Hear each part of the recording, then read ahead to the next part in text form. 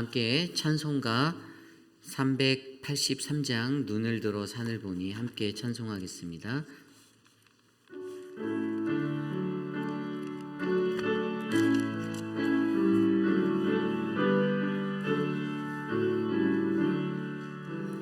눈을 들어 산을 보니 도움 어디서 오나 천지 지은 주 하나님 나를 도와주시네.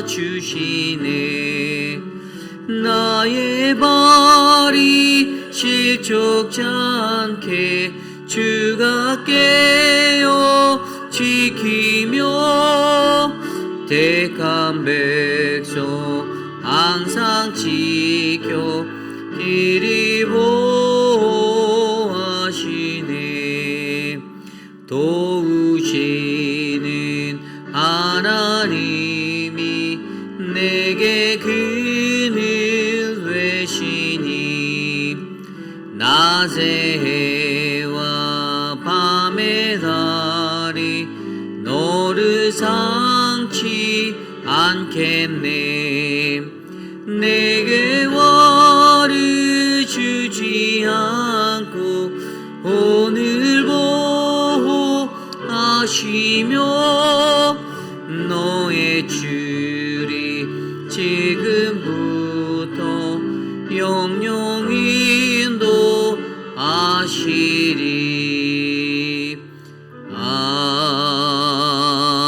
아멘. 오늘 드릴 예배를 위해서 함께 기도합니다. 거룩하신 하나님의 존전에 나와 예배하는 이 시간, 우리가 신령과 진정으로 예배할 수 있도록 이 시간 우리의 예배를 위해서 기도합니다. 하나님 감사합니다. 한 주간의 삶 속에서도 우리를 지켜주시고 오늘 이 아침에 거룩한 주의 존전에 나와 주님과 함께 예배할 수 있도록 은혜 베푸셔서 감사합니다. 하나님, 우리의 영혼이 주님을 향하고 우리의 마음이 주님을 바라보며 주님 앞에 설 수 있도록 은혜를 베풀어 주시고 인도하여 주시기를 간구합니다. 하나님, 우리의 삶을 지켜주시옵소서. 우리의 예배 가운데 하나님 우리를 만나주시고 거룩하신 주님의 은혜를 경험하도록 하나님 인도하여 주시옵소서. 주님께서 다스리시는 그 은혜가 오늘 우리 안에 넘치도록 역사해 주시기를 간구합니다. 하나님 돌보아 주시옵소서. 사랑과 은혜가 풍성하신 주님 감사합니다. 지난 한 주간의 삶 속에서도 우리들을 지켜주시고 어떠한 삶의 형편에든지 하나님의 백성답게 거룩한 모습으로 살아갈 수 있도록 은혜 베풀어 주셔서 감사합니다. 사랑의 하나님, 어지러운 세상 속에서 하나님 어렵고 힘든 하나님 수많은 영혼들을 바라보시고 하나님 저들을 구원하기 위하여 오늘도 애쓰고 오늘도 힘써 우리와 함께 하시는 그 주님의 은혜를 경험할 수 있도록 우리의 삶을 덮어 주시옵소서. 사랑하는 믿음의 교회가 하나님의 거룩한 사역을 감당하며 하나님 믿음의 반석이 되고 하나님 견고한 믿음의 도성이 되는 아름다운 거룩한 주의 성전이 되기를 원합니다. 하나님, 우리의 삶 가운데 믿음의 공동체가 감당하는 모든 사역들이 잘 이루어질 수 있도록 하나님 함께 기도하고 애쓰며 수고할 수 있는 섬김의 자리를 베풀어 주시옵소서. 하나님, 귀한 교회에 아름다운 사역들을 이끌어가고 있는 귀한 사역자들이 있습니다. 믿음의 목회자들에게 하나님의 은혜를 베풀어 주시고 또 함께하는 평신도 사역자들 한 사람 한 사람 리더로서 세워짐을 받은 그들에게 주의 권능과 은혜를 베푸셔서 하나님의 놀라운 사역이 아름답게 이루어지도록 역사하여 주시옵소서. 믿음의 교회가 하나님 하반기에 수많은 사역들 늘푸른 대학과 한국학교 또 하나님 바이블 아카데미와 노방전도로 세상을 향하여 나아갑니다. 하나님, 우리의 모든 것들이 하나님의 영광이 되게 하여 주시고 하나님 이곳에 모인 모든 이들에게 주님의 평화를 베풀어 주시옵소서. 하나님, 우리의 예배 가운데 함께하여 주시는 하나님을 기대합니다. 예배의 자리자리마다 하나님 친히 함께 하셔서 하나님 우리에게 선하신 하나님의 권능을 입고 회복하고 은혜를 받는 거룩한 시간 될 수 있도록 하나님 베풀어 주시옵소서. 형식적으로 예배에 나오지 않게 하시고 하나님 허물어진 우리의 예배의 자리가 다시금 쌓아질 수 있도록 하나님 정신을 바짝 차리고 주님 앞에 설 수 있는 우리 모두가 될 수 있도록 은혜를 베풀어 주시옵소서. 오늘 우리가 드리는 예배 가운데 함께 하실 하나님을 기대합니다. 주님 우리와 함께 하여 주시옵소서. 존귀하신 예수님 이름으로 감사하며 기도드렸사옵나이다. 아멘. 오늘 우리에게 주신 하나님의 말씀 열왕기하 14장 17절에서 29절까지의 말씀입니다. 오늘 우리에게 주신 하나님의 말씀은 열왕기하 14장 17절에서 29절까지의 말씀, 저와 여러분이 한 절씩 교독하시고 마지막 29절 한 목소리로 합독합니다.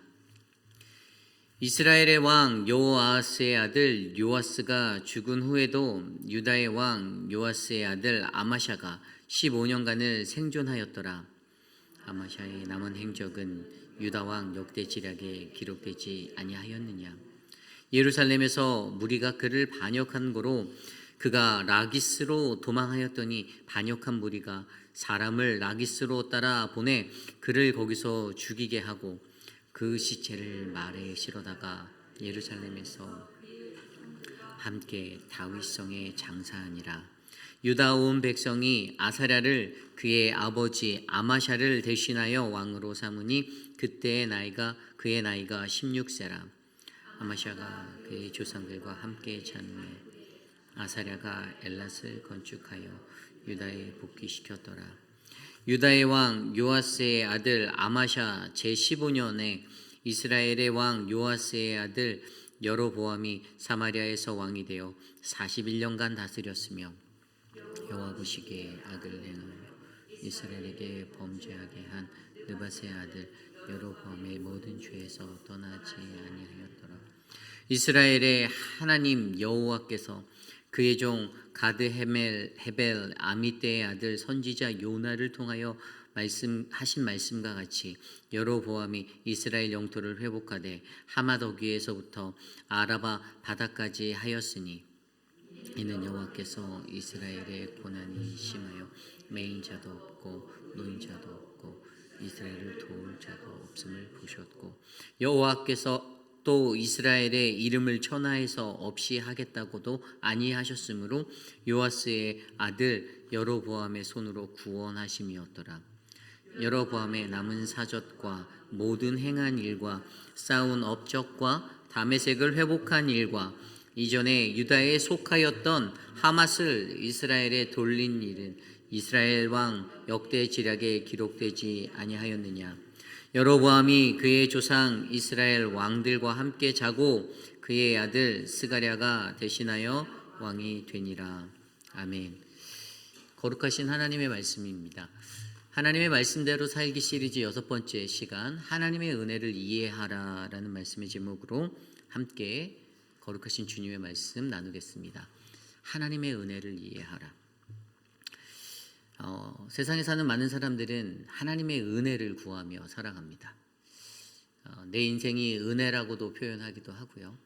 주님은 늘 나에게 은혜를 베푸시는 하나님으로 우리가 말하고 합니다. 그런데 여러분, 정말로 하나님의 은혜란 여러분들 무엇인지 정확히 알고 계십니까? 하나님의 은혜란 무엇일까요? 어떤 이들은 성경에 나온 대로 값없이 우리에게 주시는 것이 은혜입니다 라고 말합니다. 맞는 말이죠. 정답이에요. 그런데 조금 더 깊이 있는 하나님의 은혜를 우리가 바로 이해하려면 은혜를 베푸시는 하나님의 목적이 반드시 있다는 것을 우리는 알 수가 있습니다. 물론 값없이 우리에게 베풀어 주시는 은혜이지만 하나님은 그 은혜의 자리를 통하여서 어그러진 인생, 우리들의 죄악으로 어그러진 우리들의 인생이 다시 회복되고 하나님이 원하시는 하나님의 형상의 창조의 자리로 다시 되돌아오기 원한다는 사실을 깨달으셔야만 합니다. 그런데 세상을 사는 수많은 사람들은요, 그냥 받는 은혜에만 머물고 살기를 원해요. 그게 다라고 생각해요. 그리고 그것을 강조합니다. 은혜는 거저 준 거이기 때문에 받기만 하면 됩니다. 그러나 오늘 우리가 묵상한 열왕기하 14장 17절에서 29절까지의 말씀은요, 그 받는 은혜, 거저 받는 은혜의 자리를 통해서 하나님은 우리에게 우리의 삶에 하나님의 형상으로의 회복, 그리고 그 깨달음이 깃들기를 간절히 원하신다라는 것을 우리는 발견할 수 있습니다.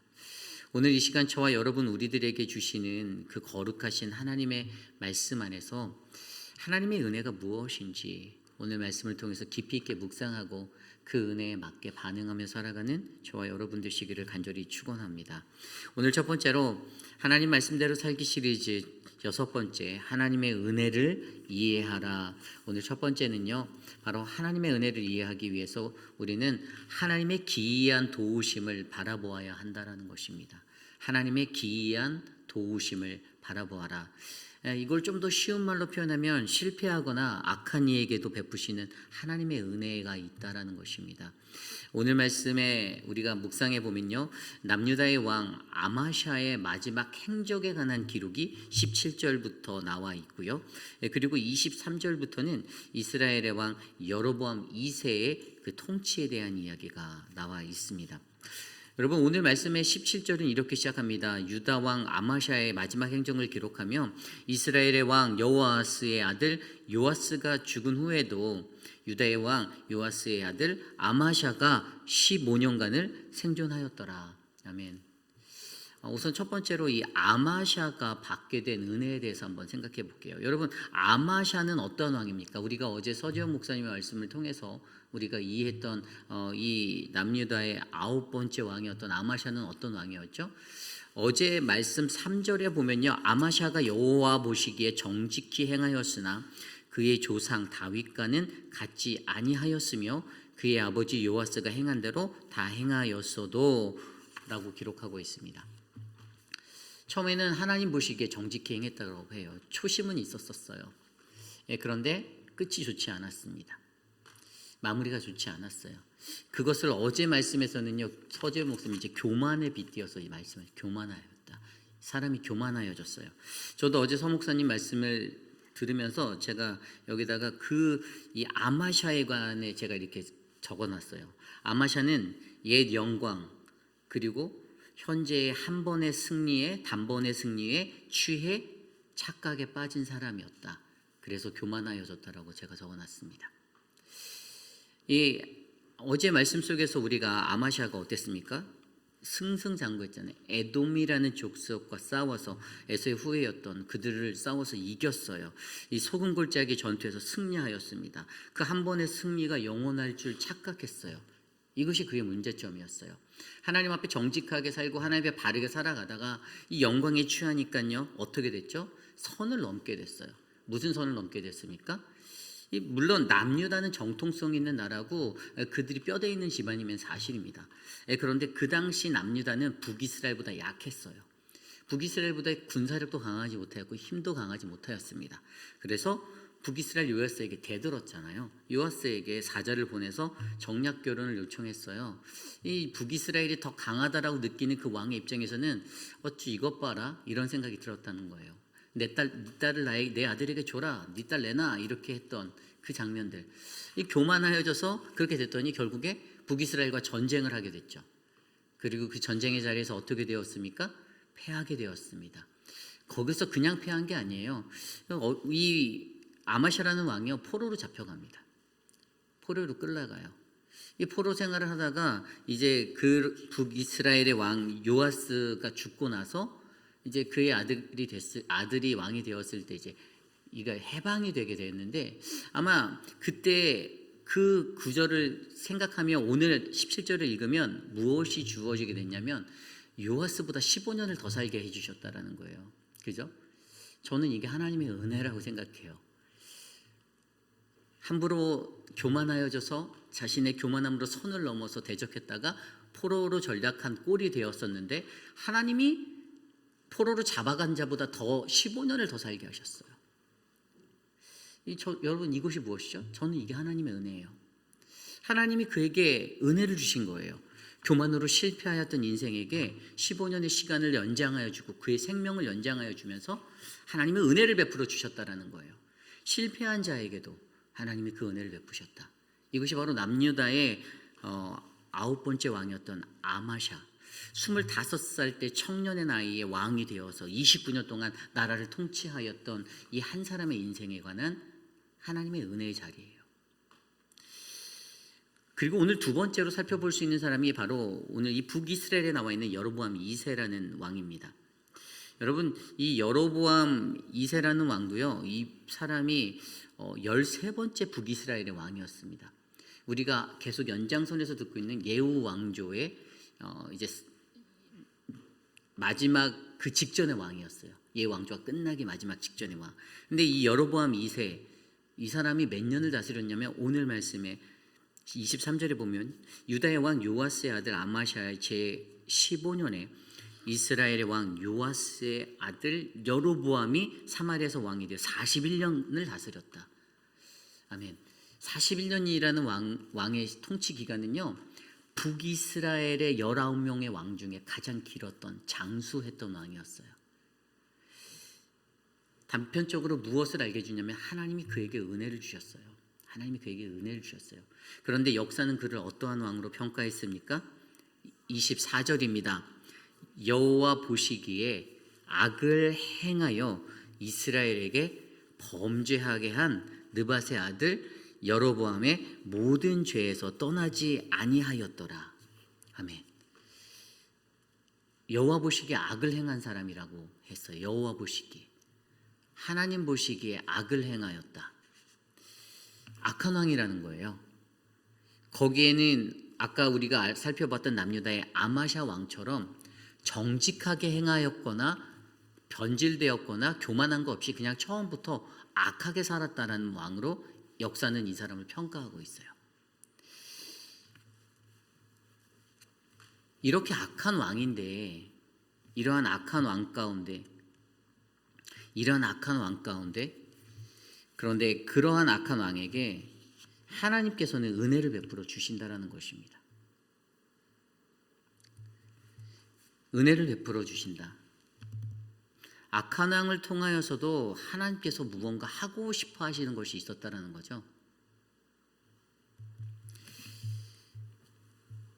근데 이러한 부분들을 우리가 살펴볼 때 이 사람에게 여로보암 2세가 굉장히 큰 최대 업적을 했던 것 중에 하나가 북이스라엘의 옛 영광의 회복이었어요.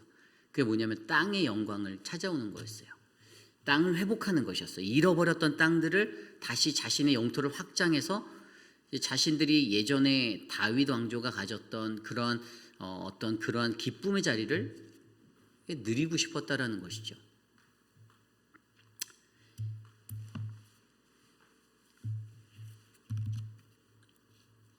그래서 오늘 말씀에 살펴보면 25절 말씀에 25절 26절 말씀에 그들이 가졌던 땅에 대해서 이야기하고 있습니다. 25절입니다. 이스라엘의 하나님 여호와께서 그의 종 가드헤벨 아미떼의 아들 선지자 요나를 통하여 하신 말씀과 같이 여로보암이 이스라엘 영토를 회복하되 하맛 어귀에서부터 아라바 바다까지 하였다. 이 요나의 예언대로 이것들이 이루어졌다라고 하였는데 이들이 이 땅들을 다 회복하게 되었어요. 하나님이 보시기에는 그가 악한 왕이었는데 하나님이 그에게 평안을 주시고 이 영광을 주시고 이스라엘의 영토를 회복하게 하셔서 그에게 베푸신 은혜의 자리가 있었다라는 것을 설명해 주는 것입니다. 결국에 여러분 여기서 우리가 이해하는 것은요, 실패하거나 악한 이에게도 악한 왕에게도 하나님은 여전히 은혜를 베푸시고 계신다라는 거예요. 그리고 앞서 제가 설명드린 것처럼 아마샤가 가졌던 15년의 그 인생, 더 살게 되었던, 포로로 살았든 어떻게 살았든 15년을 더 살게 된 그 자리, 그리고 여로보암이 41년의 시간 동안에 어쨌든 역사는 그를 북이스라엘의 역사 가운데 19명의 왕 중에 가장 번성하고 가장 전성기를 맞이했던 그러한 시대로 그를 만들어 주셨던 것. 그 시간 속의 의미는 반드시 이러한 사람들이 하나님 앞에 다시금 돌아올 수 있는 회개와 깨달음의 자리로 하나님이 세움받기를 원하셨다라는 것이죠. 하나님이 기회를 주시는 거예요. 기회를 계속해서 악하게 살아가는 그들의 삶 가운데 기회를 주시는 거예요. 기회를 주시면서 하나님이 원하시는 것은 다시 돌아와라. 다시 돌아와라. 그리고 그 역사 속에서 주신 은혜를 감사하고 하나님의 은혜를 바르게 이해하며 살아갈 수 있는 그 믿음의 사람이 될 수 있도록 이끌어 가시고자 하는 그 하나님의 은혜를 오늘 저와 여러분 우리들에게 알려주고 있다는 것입니다. 그러나 여러분, 그 은혜를 온전하게 깨닫지 못한 자는 어떻게 마무리가 됩니까? 아마샤의 마무리는요, 오늘 말씀에도 아마샤는요 예루살렘에서 무리가 그를 반역했어요. 포로에서 풀려나서 돌아갔는데 그곳에 가다가 무리가 그 사람을 이제 벼르고 있었던 거죠. 그러다가 라기스로 도망하게 됩니다. 라기스로 쫓겨갔어요. 반역한 무리 때문에. 그리고 거기에서 그가 죽게 됩니다. 자객에 의해서 살해가 돼요. 라기스라는 성은 그 이스라엘의 많은 성읍들 중에서 굉장히 강한 하나의 성읍이었는데, 그 성읍들 안에서 자기가 보호받고 그 백성들이 지킬 줄 알았는데 백성들의 지킴을 받지 못하고 그곳에서 자객에 의해서 살해당합니다. 어쨌든 오늘 이러한 인생들을 우리가 바라보며 저와 여러분 우리들의 인생을 점검해 보시길 바랍니다. 저와 여러분에게 하나님이 은혜를 베푸심은요, 기회를 주시기 위함입니다. 내가 오늘 은혜 받았다고 해서 여러분의 삶이 더 망가지지 말 거라는 그러한 생각을 하지 마시길 바라요. 내가 하나님 앞에 깨닫지 못하고 살면 언젠가 하나님 우리의 모든 것들을 다 빼앗아 가실 것입니다. 하나님은 그러한 하나님이세요. 내가 지금 은혜를 누리고 내가 잘 살고 있다라고 생각하면 그건 방심입니다. 전혀 깨닫지 못하고 어제나 오늘이나 변함없이 똑같은 인생을 되풀이하며 살아간다면 그 삶은 반드시 하나님의 심판 앞에서 죽음을 당하는 그런 인생이 될 수밖에 없다는 사실들을 우리가 기억하셔야만 합니다. 오늘 우리에게 주시는 그러한 말씀 안에서 저와 여러분들이 하나님의 말씀대로 살기 위해서 하나님의 은혜를 가장 먼저 이해하시는 저와 여러분 되시기를 부탁드립니다. 실패하거나 악한 이에게도 베푸시는 하나님의 은혜가 있습니다. 그러나 그 은혜의 자리를 통하여 하나님은 우리가 깨닫고 돌아오기를 간절히 원하십니다. 그러한 믿음의 삶이 저와 여러분들 안에 펼쳐지기를 간절히 축원합니다. 오늘 이 은혜를 저는요 기이한 도우심이라고 표현합니다. 왜 기이한 도우심이냐? 사실 아마샤의 뒤를 이어서 이제 그 후에 왕이 되는 우시야라는 왕이죠. 아사랴라고 하는 그 아사랴라는 그 왕의 이야기가 역대하 26장에 나오는데, 거기에 말씀 중에 이 우시야에게도 하나님의 은혜가 그렇게 동일하게 흘러갔어요. 그런데 거기 15절에 보면 그 구절에 무슨 얘기가 있냐면, 그의 이름이 널리 세상 가운데 퍼지게 하는 영광을 주셨는데 그가 강성하여지는 그것을 얻게 되었는데, 그때 그것이 바로 기이한 도우심을 얻어 강성하여졌다라고 성경은 표현하고 있었어요. 그래서 제가 이 기이한 도우심이다라는 하나님의 은혜는 정말 기이한 도우심이구나, 악한 자에게도 미치는 은혜의 자리구나라는 것들을 다시 한번 생각하게 되었죠. 그래서 이 기이한 도우심이라는 단어를 제가 히브리어 원어 성경으로 살펴보니, 여기에서 기이하다는 단어는 히브리어 팔라, 경이적인 거죠. 능치 못하고 뛰어난 것이에요. 그리고 도우심이라는 이 돕다라는 단어, 히브리어 아자르, 이 아자르라는 단어는 묵다라는 뜻인데 원래 이 단어가 방어하다, 돕다라는 의미도 같이 사용되고 있었어요. 그러니까 하나님이 주시는 이 기이한 도우심, 영어 성경에 나온 대로 He was marvelous helped till, 언제까지 그런 도움을 받았냐? 그가 He was strong, 강성해질 때까지 도움받았던 하나님의 이 기이한 도우심은요, 그 어떤 것도 막지 못하는, 능치 못한, 경이적인, 정말 우리가 헤아릴 수 없는 도우심으로 악하고 실패된 우리들의 삶의 자리에도 영향을 주신다라는 사실이죠. 그래서 저와 여러분들이 우리들 스스로가 하나님의 이 기이한 도우심을 바라고 믿음으로 살아갈 수 있는 그러한 은혜의 삶이 되시기를 간절히 축원합니다. 이것이 바로 오늘 말씀의 첫 번째, 하나님 말씀대로 살기, 바로 하나님의 은혜를 이해하라, 바로 하나님의 기이한 도우심을 바라보라입니다. 오늘 마지막으로 하나님의 말씀대로 살기, 하나님의 은혜를 이해하라, 두 번째 말씀은요, 보고 구하시는 은혜의 원리를 이해하라입니다. 보고 구하시는 은혜의 원리를 이해하라. 오늘 말씀 26절과 27절 말씀에 이렇게 나와 있습니다.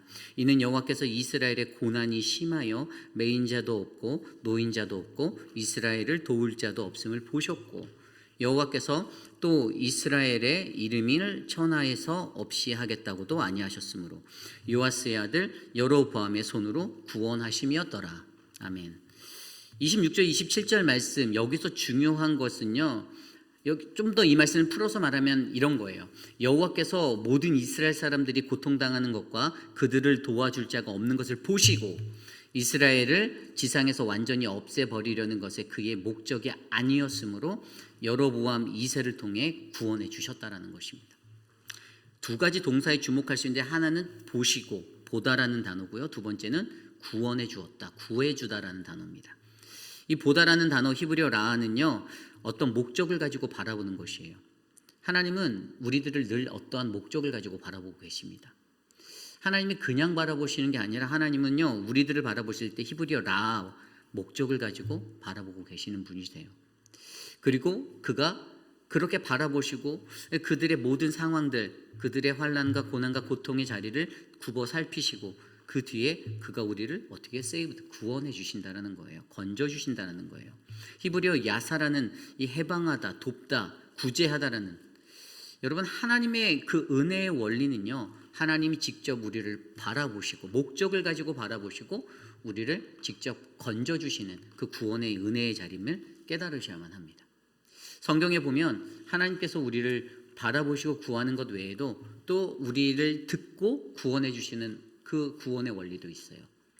하나님은요, 출애굽의 시간을 통해서 노예로 살았던 이집트의 400년의 그들의 신음소리를 들으셨고 출애굽 그 광야에서의 40년을 시간을 주시면서 그들에게 하나님의 구원의 원리를 계속해서 가르쳐 주셨어요. 하나님께 구하고 하나님이 나를 바라보고 있다라는 그것을 믿으며 언젠가 나의 삶을 구원해 주실 하나님을 내가 기다리며 살아가고 있다. 그러한 은혜가 바로 오늘 이 순간 이 시대를 살아가는 저와 여러분들에게도 흘러가고 있다는 것입니다. 나의 삶 일거수일투족을 다 바라보시는 거예요. 하나님께서 그 목적에 맞게 그것들을 바라보시는 거예요. 어떠한 선한 마음으로 그 일들을 행하는지, 아니면 인간적인 마음으로 선한 것 없이 악한 의도로, 나쁜 의도로, 잘못된 의도로 그것을 가지고 그것을 행하며 살아가고 있는지 하나님께서 그렇게 다 지켜보고 계신다라는 것입니다. 그리고 그렇게 바라보신 그 자리에서 하나님은 우리들의 궁핍함과 우리들의 연약함을 붙들어서 회복하기 위해서 그의 은혜를 베풀어 주신다라는 것.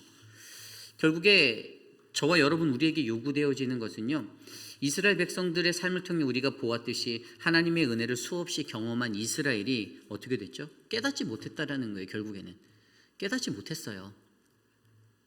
아무리 400년 몇 세대가 흘러가고 40년에서 광야 시간 속에서 한 세대가 또 지나가서 새로운 세대가 나올 때까지 해도 그들은 이 은혜의 원리를 깨닫지 못해서 결국에 그들은 멸망이다라는 그러한 비참한 최후들을 맞게 되었었다라는 것입니다.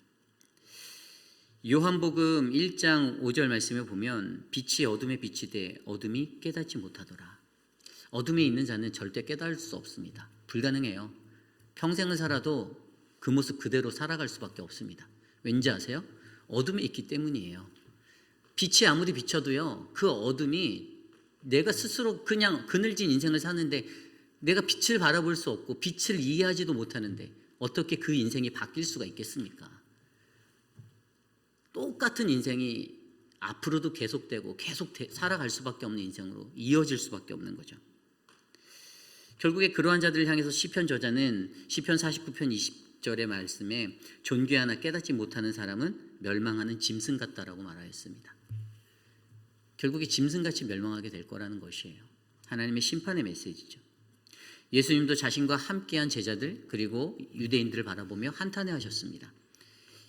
예수님께서 늘 그들에게 비유로 많은 것들을 설명하시며 어찌하여 내 말을 깨닫지 못하니 이해하지 못하니 라고 말을 수도 없이 하셨어요. 하나님의 말씀을 전하고 증거하면서도 아무리 들어도 이해하지 못하고 깨닫지 못하는 그러한 자들을 향하여서 어찌하여 내 말을 깨닫지 못하느냐. 성경을 들여다보십시오. 수도 없이 나옵니다. 예수님의 이 한탄스러움, 어떻게 하나님의 말씀을 깨닫지도 못하고 또 알려고 묻지도 아니하냐라는 그러한 모습 속에서 그들의 깨달음 없음에 대해서 지적하여 주고 계셨던 것입니다. 저와 여러분 우리 모두가 하나님께서 우리를 향한 그 은혜에 대한 온전한 깨달음이 아름답게 일어나기를 간절히 소망합니다. 하나님은 우리를 구원하기 원하십니다. 그리고 그러기 위해서 그 목적을 가지고 우리를 바라보시고 우리의 신음소리에 귀 기울여 주시고 계십니다. 그리고 우리에게 그의 구원의 은혜를 베풀어서 우리를 건져주십니다. 다만 이 모든 자리에서 저와 여러분 우리 모두가 하나님의 은혜가 어떠한 것인지를 올바르게 알아 내가 이것을 깨닫고 살아갈 수 있는가? 하나님의 기이한 도우심을 내가 바르게 이해하고 내 삶에서 변화가 일어나서 움직일 수 있는가? 그 몫은 바로 여러분들의 몫입니다. 결단하지 않는 인생은 변하지 않을 것이고 똑같은 인생을 살 거라고 저는 그렇게 생각합니다. 인간에게 주어진 시간 속에서 100세라는 맥스 그 이상도 사는 분들도 있지만 그 시간 속에서 하나님은 계속 이것들을 반복적으로 우리에게 보여주시는 거예요. 은혜를 베푸십니다. 우리를 건져주십니다. 우리를 바라보시고 우리를 구하여 주십니다. 우리를 건져주십니다. 그런데도 인간은 그것들을 깨닫지 못하면 계속 그러한 순환 가운데서만 맴돌다가 마지막에는 멸망과 심판의 자리에 서게 되는 비참함을 맞게 되는 아마시아와 같은 최후를 맞게 된다는 것이죠. 저는 오늘 우리에게 주어진 이 삶의 시간 속에서 하나님의 보고 구하시는 그 은혜의 원리를 올바르게 이해하여 하나님의 아름다운 은혜의 사람이 되기를 간절히 축원합니다. 이것이 오늘 말씀의 두 번째, 바로 하나님 말씀대로 살기 시리즈 두 번째, 하나님의 은혜를 이해하라입니다. 이제 말씀을 정리하고자 합니다.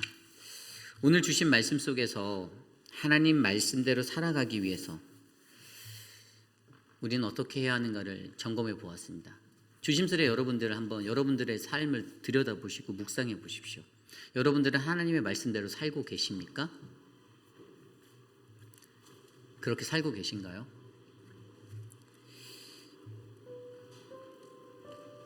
행여 스스로 나 정말 잘 믿고 있다라고, 나 정말 괜찮은 신앙인인데 라고 그렇게 착각하고 살고 계시진 않습니까?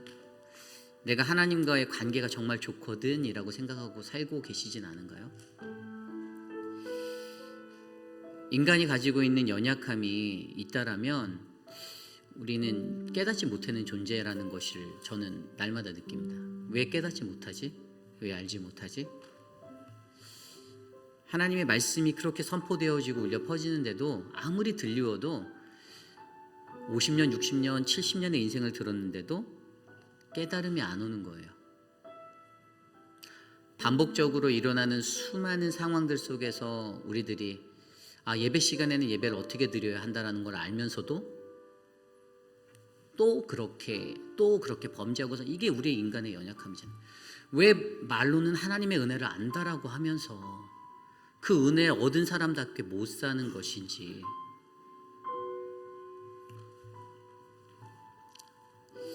그 인생의 결말은 오직 주님만이 아시겠지만 그러한 저와 여러분들은 하나님의 은혜를 올바르게 이해해서 마지막에 주님의 복을 받는 그 자리에 서기를 소망합니다. 여러분, 주신 은혜에 감사하며 살아가시길 부탁드립니다. 교만해지지 마십시오. 무언가 우리가 어떤 자리에 섰다라고 해서 교회에서 좀 일 좀 한다고 해서 교만해지면 하나님 바로 나락으로 보냅니다. 그 원리를 너무나도 저도 잘 알고 있습니다. 그래서 여러분들 어떻게 하면 내가 겸손해질 수 있을지 고민하시고 기도하시는 인생 되시기를 부탁드립니다. 그러한 인생이 저와 여러분들의 삶을 덮어서 주신 은혜에 늘 감사하며 살아가는 우리 모두가 되기를 축원합니다. 이 시간 오늘 주신 말씀을 놓고 함께 찬양할 텐데요. 오늘 말씀을 준비하면 저는 이 찬양이 생각났습니다. 사실 말씀을 계속 준비하면서 하나님이 이런 상황 속에서도 은혜를 베푸시는데 우리가 깨닫지 못하는 게 문제구나. 그럼 어떻게 살아야 할까 하다가 감사라는 단어가 떠올랐습니다. 감사해야 되는데. 근데 사실 감사가 안 될 때가 많잖아요. 목회를 하면서도 저도 감사가 안 될 때가 되게 많거든요. 이런 모습 저런 모습을 마주하며 감사해야 되는데 감사가 안 될 때가 많아요. 초심을 잃지 않으려고 기도하고 노력하는데도 여전히 변하지 아니하는 그러한 나의 모습들, 그것들 바라볼 때 어렵고 힘들 때가 많습니다. 그리고 여러분, 목회자로 살면서 가장 기대하는 것이 한 가지 뭔지 아세요? 교회가 작게나마 변화되는 걸 기도해요. 교회가, 성도들이 바뀌기를 변하는 거죠. 그런데 안 바뀌는 사람들이 있잖아요. 절대 바뀌지 않는 사람들. 그럴 때마다 제 마음도 되게 무거워져요. 왜 내가 모든 내 에너지를 다 쏟아서 이 수고를 해야 하나라는 생각까지 가요. 그래도 뭐 예수님도 십자가를 지시고 가신 길인데라고 생각하면서 마음을 다 잡아보지만 여러분, 그 길이 저는 결코 쉽지 않다라고 봅니다. 여러분들의 인생도 마찬가지 아닐까요? 목회자만 아닐 뿐이지 하나님이 여러분들 한 영혼을 들어 쓰실 때 존귀한 존재로, 사명자로 불러주셨잖아요. 그러한 사람으로 불러주셨으면 그 은혜 가운데서 하나님의 은혜를 마주하여 감사가 넘치고 기쁨이 넘치는 삶을 살아야 되는데, 근데 사실 그게 잘 안 되니까 그게 어려운 거죠. 그래서 여러분, 저와 여러분들 안에 어떤 상황이 와도 이 시험들을, 인내를 가지고 잘 이겨내서 감사한 마음으로 이것들을 잘 이겨내는 믿음의 사람들이, 우리 교인들이 되었으면 좋겠습니다. 이 시간 함께 감사해라는 찬양 함께 드릴 텐데요, 오늘 주신 말씀을 생각하며 함께 찬양합시다. 감사해 찬양합니다.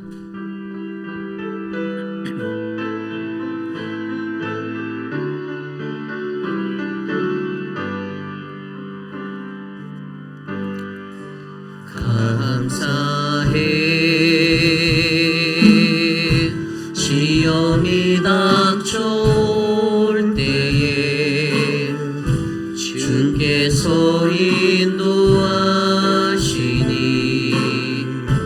두려움 없네.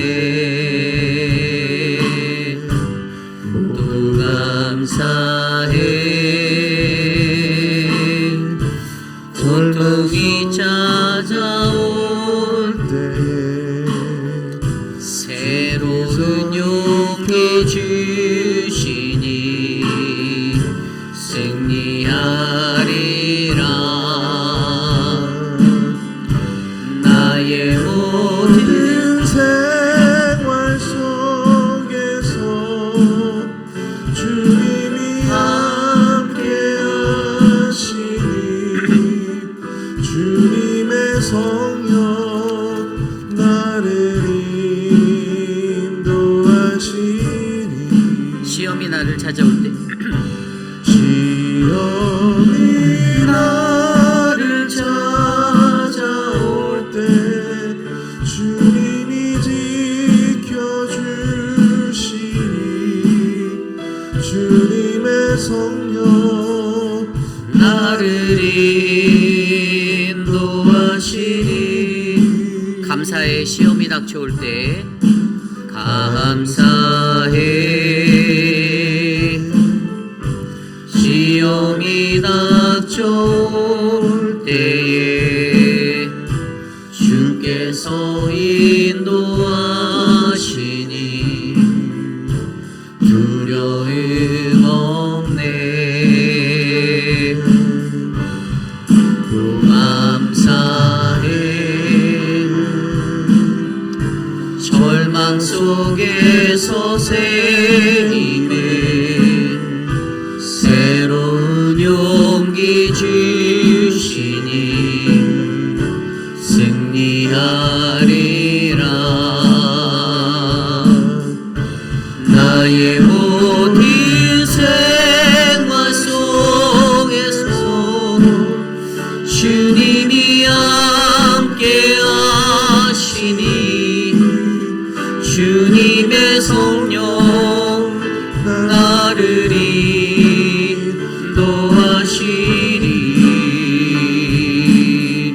시험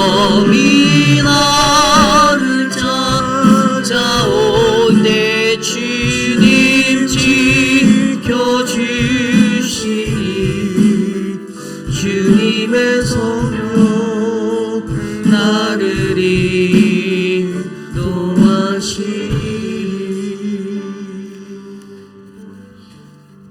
참으로 존귀하신 하나님 감사합니다. 오늘도 우리에게 거룩하신 주님의 말씀을 선포하여 주시고 하나님의 은혜 앞에 서게 하시니 감사합니다. 하나님, 오늘 주신 말씀대로 거룩하신 하나님의 은혜를 바르게 이해하여 살아갈 수 있는 우리 모두가 되기를 간절히 간구합니다. 하나님, 어리석고 혼미한 자가 아니라 하나님의 말씀 앞에서 정확하게 주님의 음성을 듣고 변화될 수 있는 그 한 영혼으로 하나님 붙잡아 주시옵소서. 지금은 우리 구주 예수 그리스도의 무한하신 은혜와 그 크신 하나님의 사랑하심과 성령 하나님의 감화감동 교통하심의 역사가 오늘 우리에게 말씀하신 하나님의 그 은혜 앞에서 나는 어떠한 은혜의 사람으로 이 땅을 살고 있는지를 점검해 보며 주님, 실패하거나 절망하거나 악한 자에게도 베푸시는 그 하나님의 은혜 속에 진정한 깨달음이 내게 오기를 간구합니다. 하나님, 그 어떠한 삶의 자리에서도 그 기이한 도심을 나로 하여금 잊지 않게 하옵소서라고 간구하는 사랑하는 우리 회피라는 장로교회 모든 성도들 머리 위에 지금으로부터 영원토록 함께하길 간절히 축원합니다.